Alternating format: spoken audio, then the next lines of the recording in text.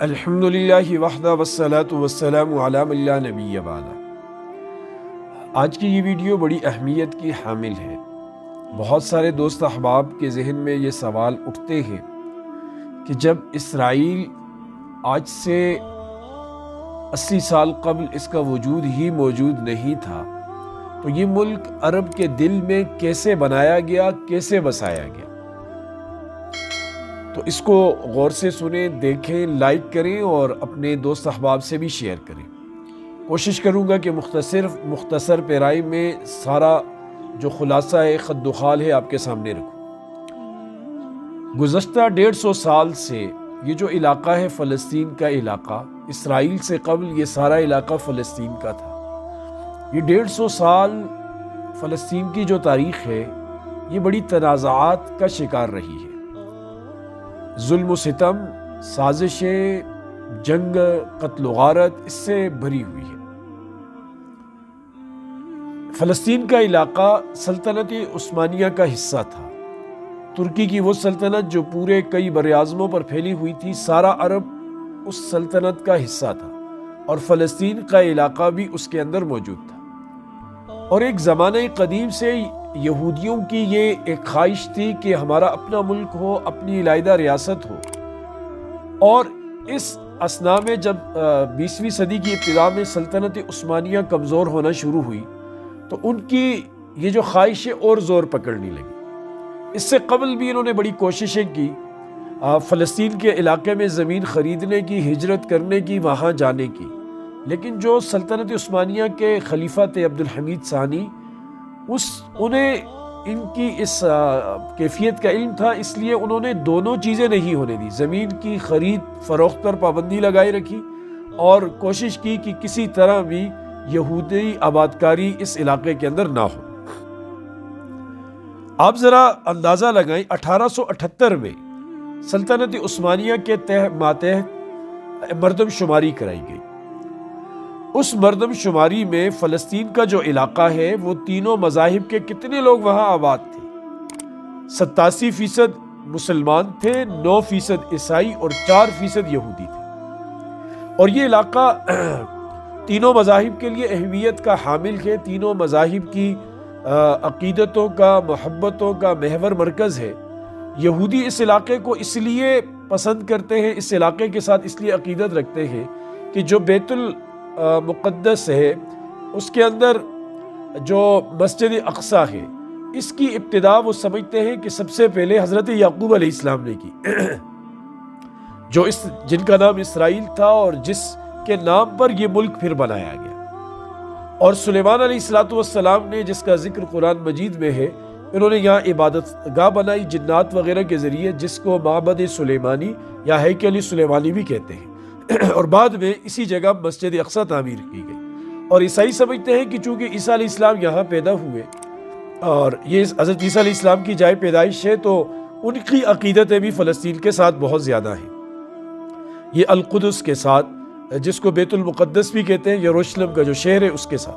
اور مسلمانوں کی تو ظاہر ہے عقیدتوں کا محور ہے کہ بہت زیادہ انبیاء علیہ السلام کی وہ رہنے کی جگہ ہے، قبلہ اول ہے۔ اور نبی علیہ السلام کی آمد کے بعد بھی 16-17 مہینے تک مدینہ منورہ کے آنے کے بعد مسلمان بیت المقدس کی طرف منہ کر کے نماز پڑھتے رہے۔ بعد میں تحویل قبلہ کا حکم ہوا، یہ ایک واقعہ ہے۔ اب تینوں مذہب کے لوگ اس علاقے کے ساتھ وابستگی رکھتے ہیں، محبت رکھتے ہیں۔ تو جو مردم شماری سلطنت عثمانیہ نے کروائی تھی، اس کے مطابق اس وقت 1878 میں یہودی صرف 4% تھے، 9% عیسائی تھے اور 87% مسلمانوں کی آبادی تھی۔ پہلی جنگ عظیم ہوئی اور پہلی جنگ عظیم میں دنیا 2 حصوں میں تقسیم تھی۔ 2 بلاک بنے ہوئے تھے، ایک طرف جرمنی تھا، دوسری طرف برطانیہ تھا، اور برطانیہ کے ساتھ فرانس، روس وغیرہ بھی تھے۔ سلطنت عثمانیہ نے اس جنگ میں برطانیہ کا ساتھ نہیں دیا، جرمنی کا ساتھ دیا، اور اس جنگ کے اندر جرمنی کو شکست ہوئی۔ اب سلطنت عثمانیہ کمزور ہو رہی تھی اور اس شکست نے اس کے اوپر بڑا گہرا اثر ڈالا اور جو کمزور سے کمزور تر بنا دیا۔ پھر برطانیہ نے کیا کیا کہ خلافت عثمانیہ کو، سلطنت عثمانیہ کو بالکل ختم کرنے کے لیے عرب کارڈ کھیلا۔ شریف مکہ جو حرمین یا اس علاقے کا وہ گورنر تھا، بڑا تھا، اس کے ساتھ جو کمشنر تھا، برطانوی کمشنر، اس نے بڑی طویل گفتگو کی 1915 میں، اور ان کے وہ 10 خط آج بھی تاریخ کا حصہ ہے، جس میں برطانیہ نے شریف مکہ کو یہ پیشکش کی کہ اگر تم سلطنت عثمانیہ کے خلاف بغاوت کرو اور یہ سلطنت ٹوٹ جائے تو تمہیں عرب کیا علاقے کی حکمرانی دے دی جائے گی۔ تو عرب اس لالچ کے اندر آئے اور انہیں بتایا گیا تم عرب ہو، تم اعلیٰ ہو، نسلاً تم بہتر ہو، یہ ترک تمہارے حکمران کیسے ہو سکتے ہیں؟ تو عربوں نے ترکوں کی غلامی کے خلاف بغاوت کی اور برطانیہ کی غلامی کو گویا کی قبول کی، اور اس طرح سلطنت عثمانیہ کے جب بالکل ان کا شیرازہ بکھر گیا اور ٹوٹ گئی اور کئی حصوں کے اندر تقسیم ہو گئی، تو برطانیہ نے کیا کیا کہ علاقوں کو تقسیم کر دیا، چھوٹے چھوٹی ریاستیں بنائی اور ان کے اپنے اپنے سلطان بنائے۔ لیکن یہ جو فلسطین کا علاقہ ہے یہ کسی کے حوالے نہیں کیا، اس کو اپنی ہی تحویل میں رکھا اور اس کو کسی عرب حاکم کے حکمداری میں نہیں دیا۔ یہاں آپ برطانیہ کا دیکھیں، انہوں نے ایک طرف تو عربوں کو یہ کہا کہ یہ علاقہ آپ کو دیں گے، دوسری طرف جو یورپ اور امریکہ کے طاقتور یہودی تھے ان کے ساتھ بارگیننگ کی اور انہیں کہا کہ اگر تم ہماری مدد کرو مالی اعتبار سے ان جنگوں سے جو نقصان ہمیں ہوا ہے، تو جو فلسطین تمہاری امیدوں کا مرکز ہے، جو تمہاری عبادت گاہ ہے، جو تمہاری ایک دیرینہ خواہش ہے، تو وہ علاقہ ہم تمہیں دے دیں گے اور تمہاری ریاست وہاں بنائیں گے۔ تو یوں ڈبل گیم برطانیہ نے کی، یہاں عربوں کے ساتھ اور وہاں یہودیوں کے ساتھ، اور دونوں کو یہ بتایا کہ یہ آپ کو دیا جائے گا۔ تو پورے علاقے میں چونکہ جو پہلی جنگ عظیم ہوئی تھی، جرمنی یہ سمجھتا تھا کہ ہماری شکست کی جو بڑی وجہ ہے وہ یہودیوں کی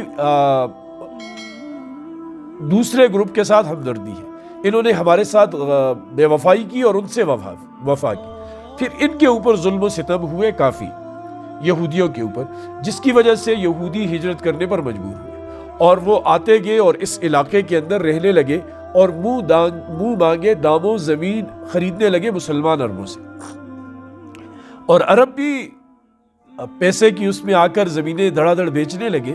اس زمانے میں ہندوستان کے علماء نے اس کے اوپر آواز اٹھائی۔ مفتی کفایت اللہ دہلوی صاحب رحمۃ اللہ علیہ نے یہ فتویٰ جاری کیا کہ فلسطین کے مسلمانوں کا یہودیوں پر زمین بیچنا حرام ہے اور اس سے آنے والے پیسے کا استعمال کرنا حرام ہے۔ تو عرب علماء جو اس زمانے میں تھے، مصر کے خصوصاً اور اس علاقوں کے، انہوں نے مفتی کفایت اللہ دہلوی کے فتوے کو گویا کہ کچھ اہمیت نہ دی اور کہا کہ ان اجمیوں کو کیا پتا، ان ہندوستانیوں کو کیا پتا کہ ہماری عربوں کی کنڈیشن کیا ہے، اور یوں دھڑا دھڑ وہ زمین بیچنے لگے اور کرتے کرتے وہاں ایک بڑی تعداد کے اندر یہودی آباد ہونے لگے۔ 1918 سے 1946 تک تقریباً 4.25 لاکھ یہودی ہجرت کر کے فلسطین گئے۔ ان 4.25 لاکھ یہودیوں کے جانے کے بعد جو یہودی وہاں صرف 4% کسی زمانے میں ہوا کرتے تھے، وہ ایک دم سے 33% تک پہنچ جائے۔ 33% وہ تھے اور 10-12%، 15% عیسائی تھے اور باقی مسلمان۔ دنیا بھر سے آنے والے یہودیوں کی تعداد نے عربوں کو پریشان کر کے رکھ دیا، جس کی وجہ سے عرب اور یہودیوں کے درمیان کشیدگی بڑھی اور آپس میں مسلح کارروائیاں شروع ہوئی، جنگیں ہونے لگی، جھڑپیں ہونے لگی، ایک دوسرے کو مارنے لگے، ایک دوسرے کی بستیوں کے اوپر حملے کرنے لگے۔ یہ چیز برطانوی سرکار کے لیے درد سر بن گئی۔ وہ اس مسئلے کو حل جتنا کرنا چاہتے تھے وہ اتنا اور الجھتا چلا جاتا تھا۔ انہوں نے کمیشن بنایا اور کمیشن نے تجویز یہ دی کہ اس علاقے کا حل یہ ہے کہ اسے 2 حصوں میں تقسیم کر دیا جائے، آدھا حصہ یہودیوں کو دیا جائے اور آدھا حصہ جو ہے عرب مسلمانوں کو دیا جائے۔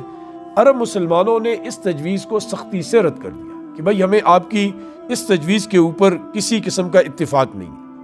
اسی دوران دوسری جنگ عظیم چھڑ گئی اور دوسری جنگ عظیم کے بعد جو کچھ حالات واقعات ہوئے وہ سب کے سامنے ہیں۔ فروری 1947 میں برطانیہ نے فلسطین کی حاکمیت چھوڑ دی، ہاتھ کھڑے کر دیے کہ بھائی اب یہ علاقہ میری حکمرانی میں نہیں ہے، ان کی بڑھتی ہوئی کارروائیوں کی وجہ سے یا اپنی مستقبل کی کسی رکھی ہوئی سازش کی وجہ سے۔ تو یوں علاقہ برطانیہ کے چھوڑنے کے بعد اقوام متحدہ کے زیر نگیں آ گیا۔ جب یہ اقوام متحدہ کے زیر نگیں آیا تو اقوام متحدہ نے اس کے لیے اجلاس بلوائے، بہت ساری کارروائیاں کی۔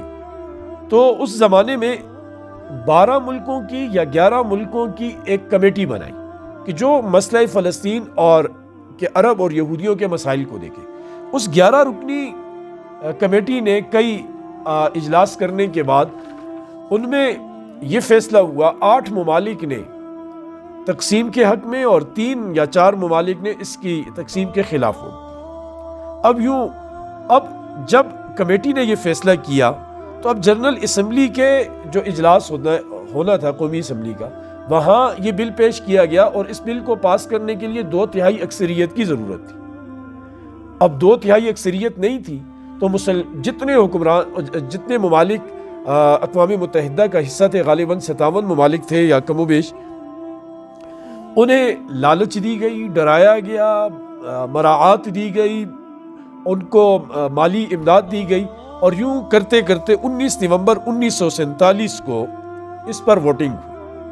اب چونکہ وہ ڈر کہیں، پیسہ کہیں، لالچ کہیں، اس کی کارستانی تھی کہ 33 نے تقسیم کے حق میں ووٹ دیا اور 13 نے مخالفت میں، جبکہ 11 نے اجلاس کا بائیکاٹ کیا۔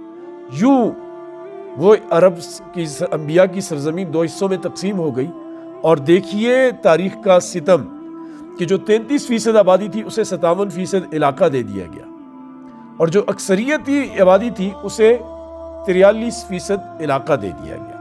اب اس تقسیم کو یہودیوں نے تو منو عن مان لیا، تسلیم کر لیا، لیکن عرب اس کے خلاف ڈٹ گئے اور کھڑے ہو گئے، اور برطانیہ نے علاقہ چھوڑنے کا اعلان کر دیا غالباً مئی 1948 کو، کہ ہم 14 مئی 1948 کو کہ یہ علاقہ ہم چھوڑ کر جا رہے ہیں۔ اس اعلان ان کے جانے سے ایک دن قبل وہاں اسرائیل نے اپنی الگ مملکت کے قیام کا اعلان کیا۔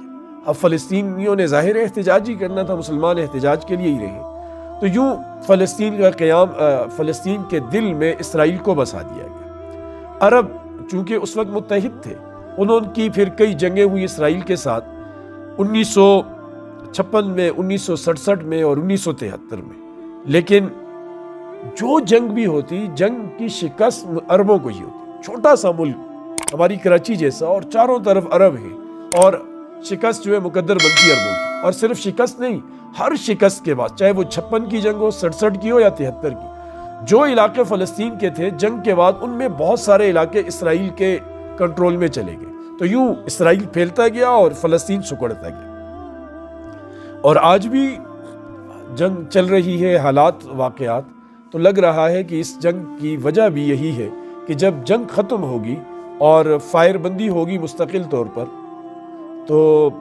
اللہ کرے ایسا نہ ہو تو کچھ حصہ اور بھی فلسطین سے نکل کر اسرائیل کے اندر ضم کر دیا جائے گا۔ تو یہ کہانی تھی مختصر سی اسرائیل کے وجود کی، اس پر انشاءاللہ پھر آگے مزید گفتگو کریں گے۔ اللہ پاک ہمیں سمجھ کی توفیق نصیب۔